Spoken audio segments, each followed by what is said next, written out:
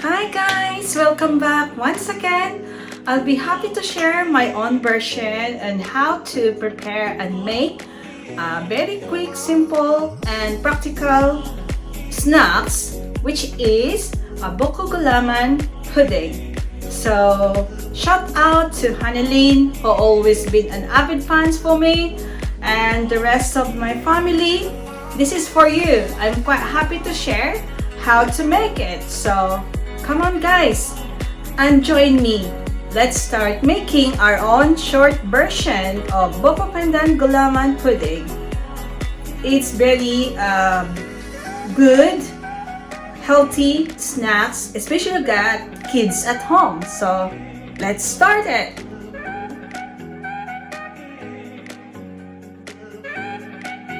So welcome back guys. Here are the simple, affordable, easy ingredients for making a Buko pandan gulaman flavored pudding. First, we need a 3/4 cup of white sugar, and we need 1 cup of powdered milk, and 1/2 cup of cornstarch, 1/2 teaspoon of salt, and of course, Mr. Gulaman, 2 sachet. And we need 5 cups of water. So, in order to make this pudding, first, we need to mix the powdered milk with the white sugar and the cornstarch and the salt. So, it's very easy guys. You have to just do first the dry ingredients and mix it thoroughly on your pot, and then you have to add on 5 cups of water. So you just have to eventually mix and stir it slowly in the cooker, and it's just low heat so that it will not be burned. So come on guys, let's start doing it now.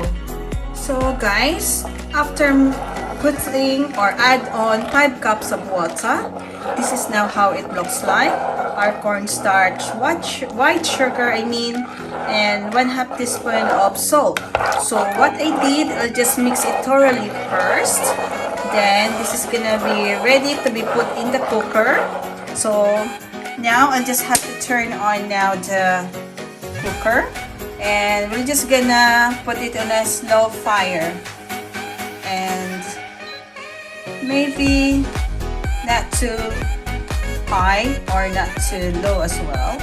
So as you can see, it's now ready. So let's just put this on like that, and again, don't forget to stir it constantly, just in one direction, so until it starts to become warm.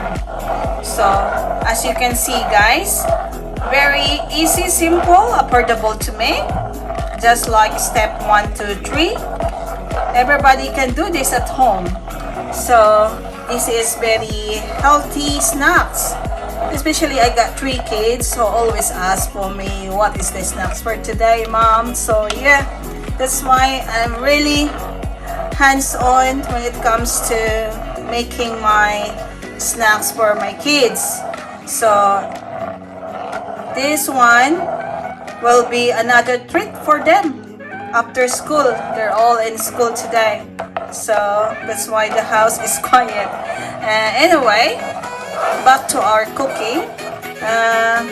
I'm just thoroughly stirring it in one direction, because this will be cooked quickly, especially we had a cornstarch on this, and it will become sticky.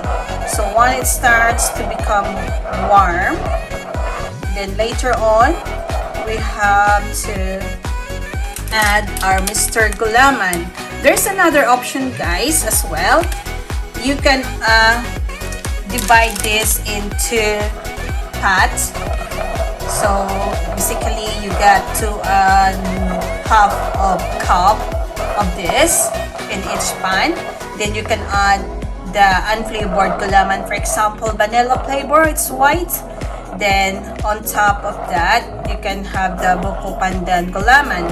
So it's gonna be 2 layers when you put it later on the tray. But for me, since I don't have the vanilla, it's optional guys. So I'm just gonna add 2 Mr. Gulaman Buko pandan flavor so that it will gonna be scrumptious later on when it becomes pudding. So yeah guys, just wait for this to warm in a couple of minutes. Then we're ready to add on our Mr. Gulaman Buko pandan flavor to make up a pudding. So I will come back to you shortly guys when this is gonna be incorporated with Mr. Gulaman.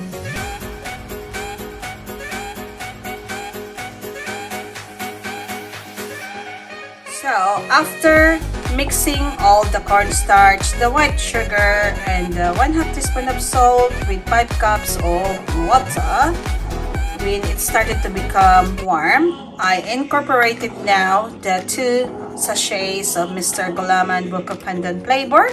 So this is now how it looks like guys. So just stir it constantly, and of course make sure your cooker is on a low fire.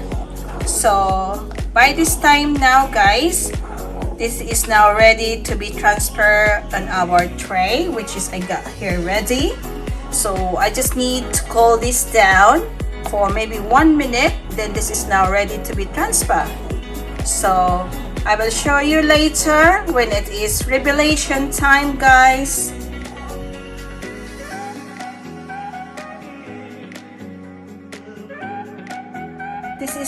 This is now how it looks like after a couple of minutes mixing together our Buko pandan gulaman pudding. So I transfer it now on the tray. We just have to cool it down for a bit. As you can see, it's still very hot. There's still some smoke coming out from the pudding. So later on when it is cool, we just have to slice this in small bits, and of course it's gonna be revelation time guys.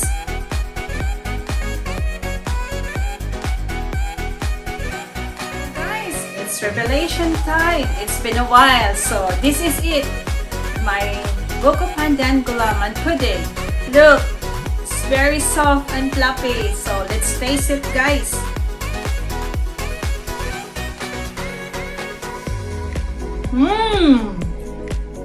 So yum. One more.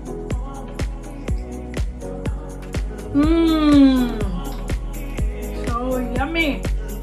Shout out to Hanalin.